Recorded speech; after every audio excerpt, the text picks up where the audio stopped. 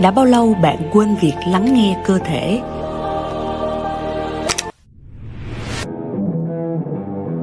Tưởng chừng tập luyện là đủ.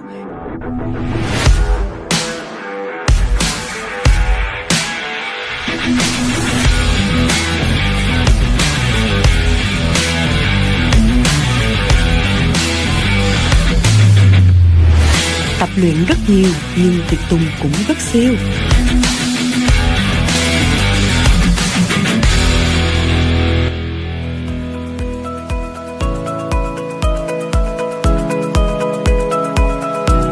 Đã đến lúc bạn cần hành động.